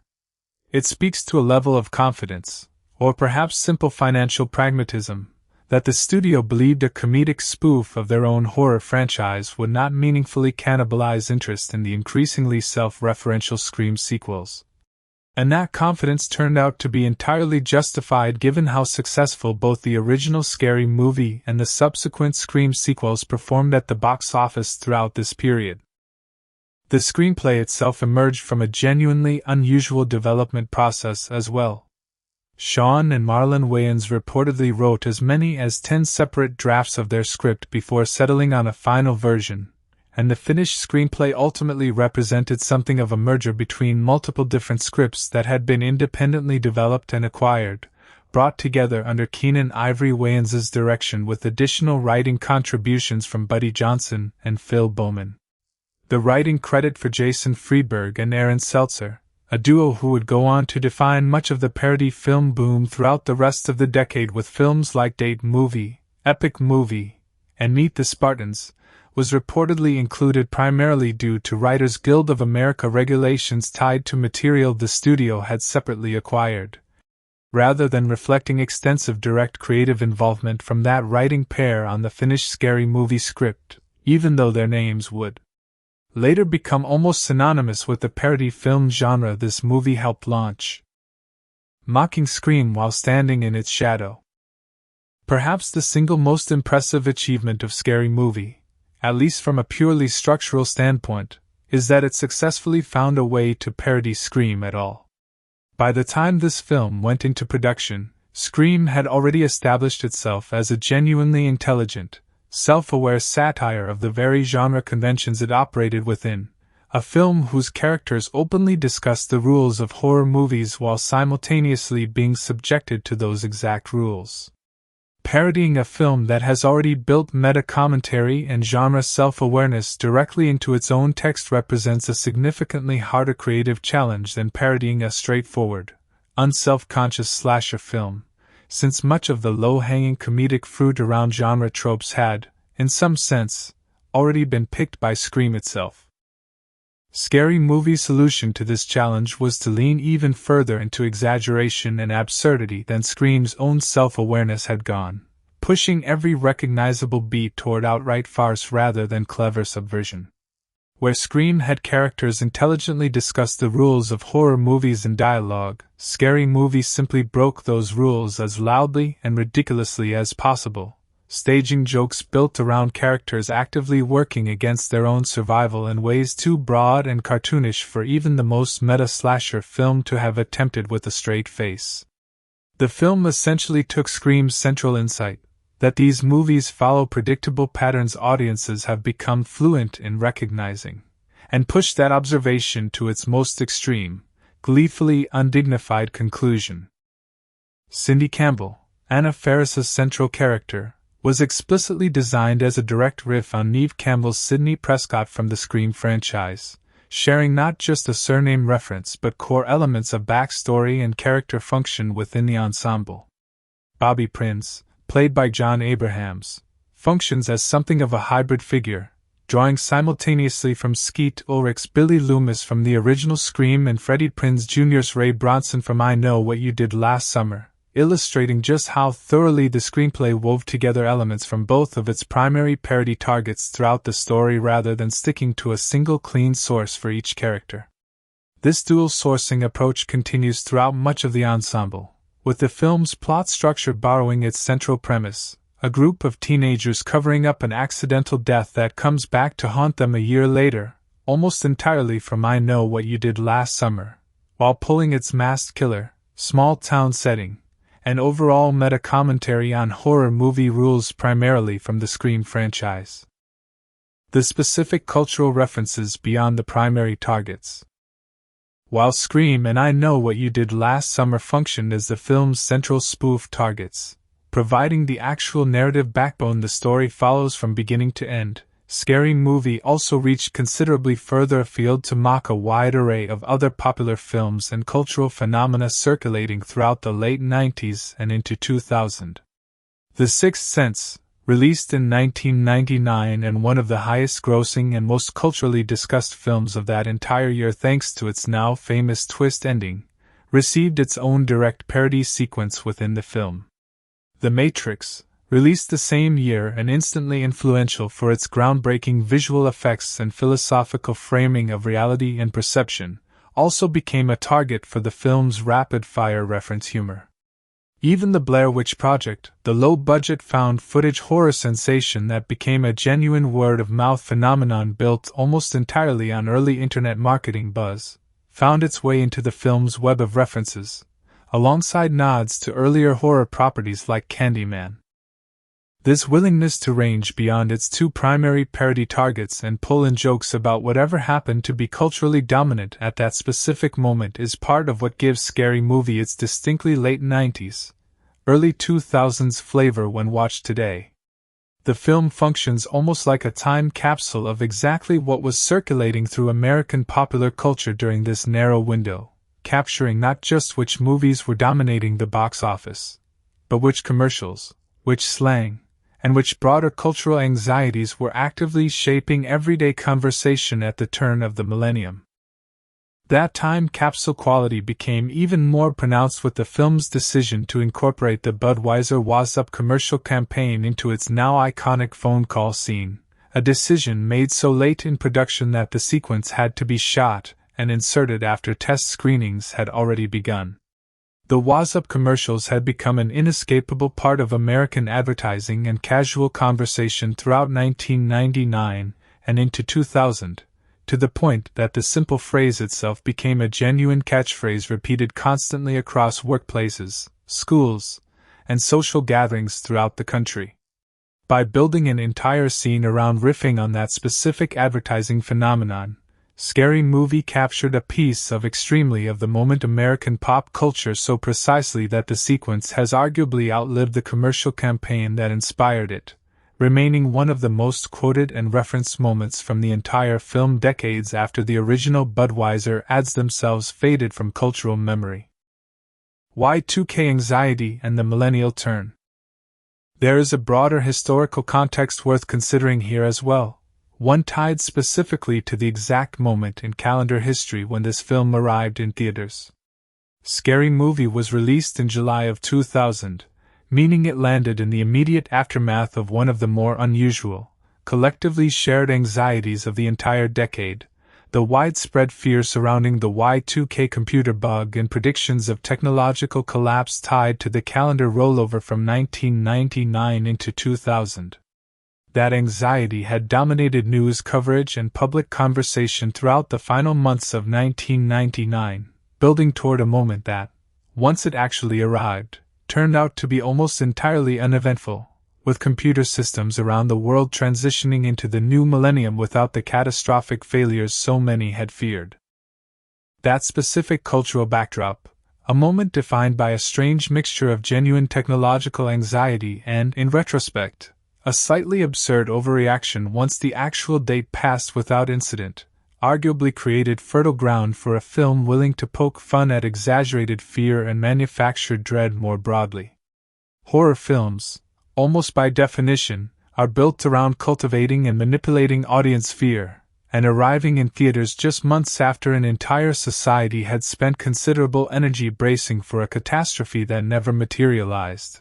Scary Movie's willingness to mock the mechanics of manufactured fear within its chosen genre feels, whether intentionally or not, tonally connected to that broader cultural moment of anticlimactic anxiety resolving into relief, and eventually, laughter at how seriously everyone had taken the whole situation.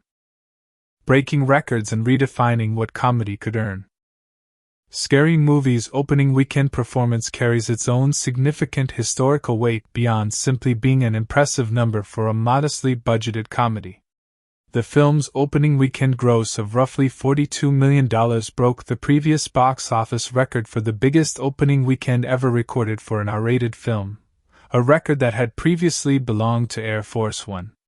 That is a genuinely remarkable achievement for a horror comedy spoof made for a fraction of what many contemporary blockbusters were costing to produce, and it sent a clear signal throughout the industry that R-rated comedy, when executed with the right blend of pop culture specificity and broad, aggressive humor, could compete directly with much larger budgeted action and drama releases for audience attention and box office dollars.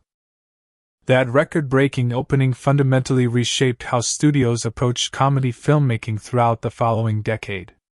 Scary Movie demonstrated conclusively that a film willing to embrace explicit, boundary-pushing humor, rather than the softer, more restrained comedic sensibilities that had defined many mainstream studio comedies throughout the 80s and 90s, could achieve blockbuster-level commercial success. This shift in industry thinking helped pave the way for an entire wave of similarly aggressive, R-rated comedies throughout the 2000s, and it directly launched the specific parody film subgenre that would come to define much of that decade's comedic output, eventually including films like Date Movie, Epic Movie, Disaster Movie, and Meet the Spartans. many of which were made by writing and directing teams who had gotten their start working in some capacity on the earlier Scary Movie sequels. The problematic humor and how attitudes have shifted. Any honest, comprehensive look at this film's cultural legacy has to reckon directly with the fact that significant portions of its humor have aged in genuinely uncomfortable ways when viewed through a contemporary lens. Scary Movie was explicitly built around an anything-goes comedic philosophy, one where the film's writers and director deliberately avoided treating any subject, race, sexuality, gender, or cultural taboo, as fundamentally off-limits for a joke. That approach was, at the time of the film's original release, generally embraced as a refreshing, boundary-pushing alternative to more cautious mainstream comedy, and much of the film's initial critical and commercial success was directly tied to audiences responding enthusiastically to that willingness to go further than other studio comedies of the era were willing to risk. Viewed today, however, a meaningful portion of that same humor reads very differently. Jokes built around outdated understandings of sexuality, gender identity, and various cultural stereotypes appear throughout the film in ways that contemporary audiences and critics have increasingly flagged as genuinely uncomfortable rather than simply edgy or transgressive in the way they may have played to audiences back in 2000. This tension, between appreciating the film as a product of a specific comedic moment in American culture and acknowledging that specific jokes within it have not aged well by any reasonable modern standard, has become a defining thread running through nearly every retrospective piece written about Scary Movie in recent years, particularly around its milestone anniversaries. It is worth noting that this is not a uniquely modern criticism invented after the fact. Even at the time of its original release, some critics pushed back against the film's aggressive, scattershot approach to shock value, arguing that pure provocation without a clearer underlying satirical target represented a step backward from the more purposeful social commentary that defined earlier generations of parody filmmaking, the kind of pointed, structurally intelligent satire found in something like Mel Brooks's work decades earlier. That critical tension, between celebrating the film's genuine cultural impact and box office success on one hand, while honestly grappling with the specific content of its humor on the other, remains one of the more interesting and complicated aspects of assessing Scary Movie's legacy today, a film that can simultaneously be acknowledged as a genuinely important, influential piece of turn-of-the-millennium American comedy, while also being a product whose specific jokes have not uniformly withstood the passage of time. The franchise it launched and the genre it helped kill. The commercial success of the original Scary Movie set off an immediate chain reaction throughout the industry, one whose ripple effects extended across the entire decade that followed. A sequel arrived within roughly a year of the original film's release, and the franchise would go on to produce 5 theatrical installments over more than 2 decades, eventually returning for a 6th entry featuring the original Wayans family creative team decades later. Combined, the first 5 films in the franchise generated a cumulative worldwide box office gross approaching $900 million against a combined production budget of roughly $177 million, numbers that firmly established horror parody as one of the more reliably profitable comedic subgenres throughout the 2000s. But Scary Movie's influence extended well beyond its own direct sequels. The film's massive success directly inspired an entire wave of similarly structured parody films throughout the decade that followed, most notably the run of movies produced by writer-director team Jason Friedberg and Aaron Seltzer, who moved on from their limited involvement in the original Scary Movie script to create their own string of increasingly scattershot pop culture parody films throughout the mid to late 2000s. Films like Date Movie, Epic Movie, Meet the Spartans, and Disaster Movie followed a broadly similar template of rapid-fire references to whatever happened to be culturally dominant at the moment of each film's release, though critics and audiences alike generally regarded these later imitators as increasingly hollow compared to the sharper, more focused satirical target Scary Movie had originally trained its humor on. There is a genuinely interesting argument, one that several film historians and cultural critics have made in retrospective pieces written years after the fact, suggesting that Scary Movie's success may have actually played a role in accelerating the decline of the very slasher subgenre it was mocking.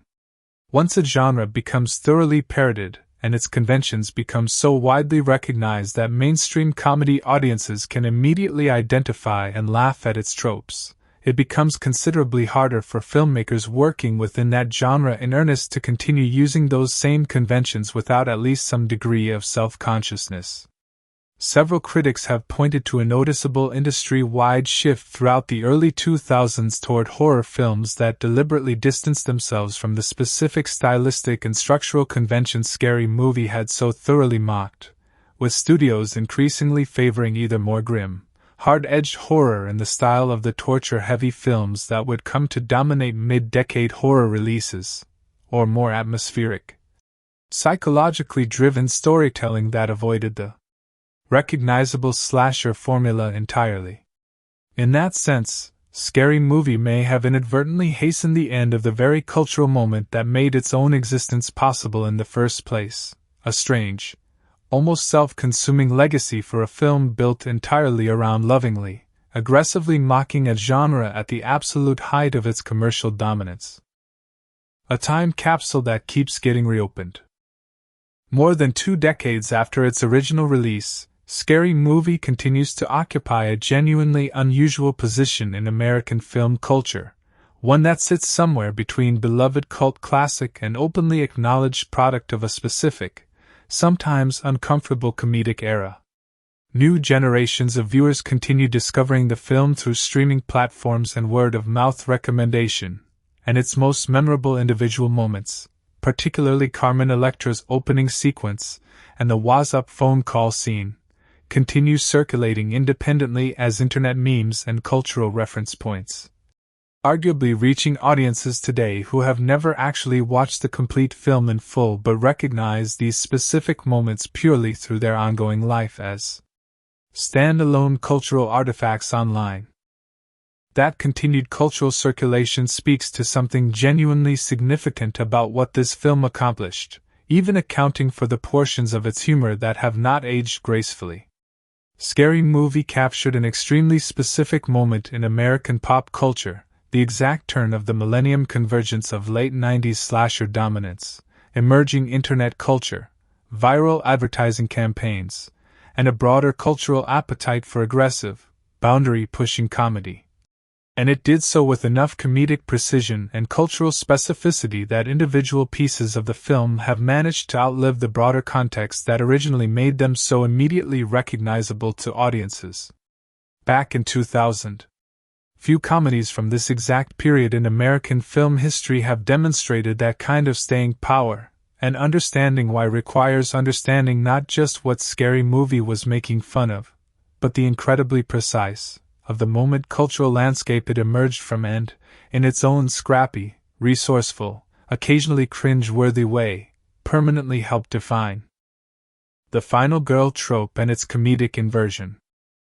One of the more structurally interesting elements of Scary Movie's parody work involves how it engages with the concept of the final girl, a term that has become central to academic and critical discussion of the slasher genre over the decades since. The final girl archetype, referring to the typically resourceful, comparatively modest female protagonist who survives a slasher film's escalating body count and ultimately confronts the killer directly in the climax, had become such a well-established convention by the time Scream arrived in 1996 that Craven and Williamson's film explicitly built commentary about the trope directly into its dialogue, with characters discussing the archetype almost as film students analyzing genre conventions in real time. Scary Movie inherited this same structural framework through its direct engagement with Scream, positioning Cindy Campbell as its own version of the final girl navigating a story built entirely around slasher movie survival logic. But where Scream had used its awareness of the final girl trope to construct genuine tension, allowing audiences to wonder whether familiarity with the convention would ultimately protect Sidney Prescott or simply set up a more effective subversion of audience expectations, Scary Movie used that same structural awareness purely for comedic effect, repeatedly having Cindy behave in ways that directly acknowledge and mock the exact survival logic the genre typically demands of its central female characters. This layered engagement with an already self-aware genre convention, mocking a trope that the source material had already started interrogating on its own terms, represents one of the more sophisticated pieces of structural comedy running throughout the film, even amid its more broadly aggressive, shock value-driven humor elsewhere. Representation and the ensemble cast structure. The makeup of Scary Movie's ensemble cast also carries genuine historical significance worth examining more closely. Where the late 90s slasher films the movie was directly spoofing had consistently centered predominantly white casts in their primary roles, relegating supporting characters of color to smaller, frequently short-lived parts, Scary Movie assembled an ensemble that placed black actors in central, fully developed comedic roles throughout its runtime. Marlon Wayans as Shorty and Regina Hall as Brenda were not simply supporting characters existing at the margins of the story. They were central figures whose comedic timing and screen presence became defining elements of the entire film's identity and lasting cultural memory. This shift in representation carries additional weight when considered alongside the broader critical conversation, referenced earlier, around the persistent horror movie trope regarding the treatment of black characters within the genre. By centering black performers in prominent roles that survive deep into the story rather than serving as early, disposable casualties, Scary Movie was engaging in a form of genre commentary that extended beyond simply mocking narrative structure and dialogue clichés. Touching on genuine questions about who gets to be the protagonist within American horror storytelling, and whose survival the genre has traditionally prioritized. Keenan Ivory Wayans' specific background directing parody films rooted in black cultural experience, combined with his family's collective history in sketch comedy and film work centered on black performers and black comedic sensibilities, meant this representational shift was not incidental to the production but reflected a genuinely intentional creative choice woven throughout the entire film's approach to its ensemble. The R rating as a deliberate creative and commercial choice. It is also worth considering the significance of Scary Movie's R rating within the broader historical context of studio comedy filmmaking at the turn of the millennium.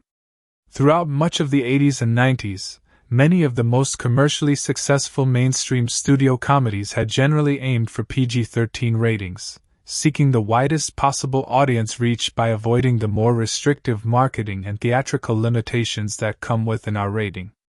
Scary Movie made a deliberate, calculated choice to embrace an R rating fully, leaning into explicit sexual content, graphic gore parody, and aggressive profanity throughout its runtime rather than softening any of that material to chase a broader theatrical release.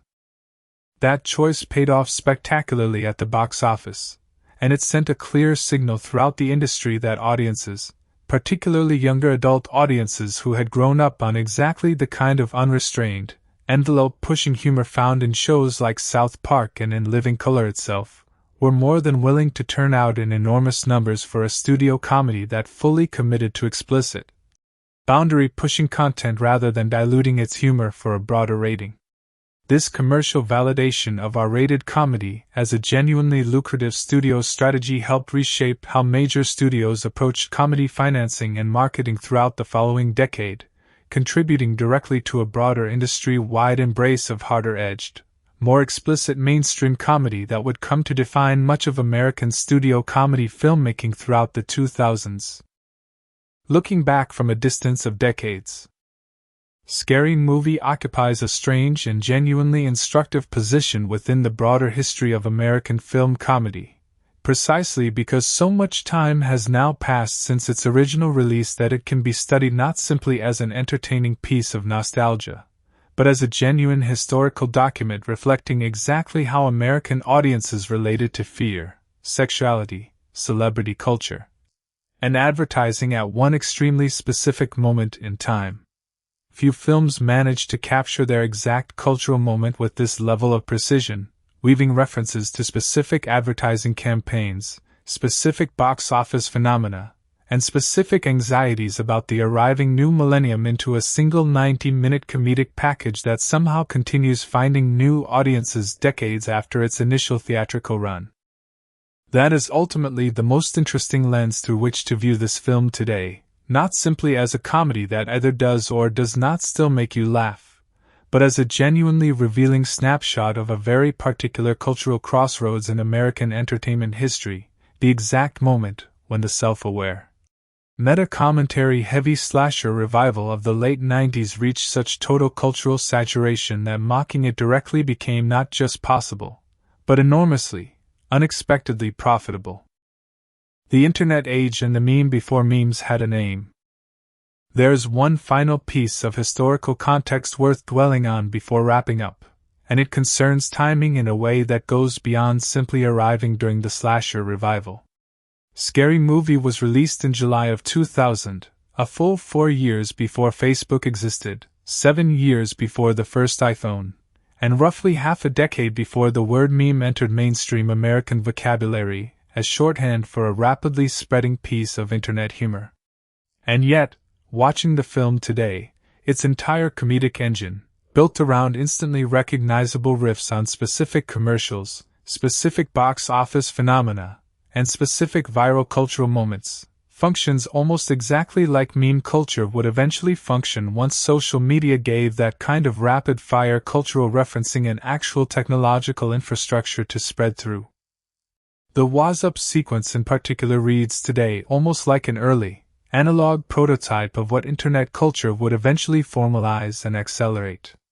A single, widely recognized piece of advertising, repeated and riffed on until the phrase itself became a standalone cultural object independent of the commercial that originally introduced it, is precisely the mechanism by which internet memes would come to spread just a few years later, except Scary Movie accomplished this through traditional theatrical distribution and word of mouth rather than through the instant, frictionless sharing that social media would eventually provide.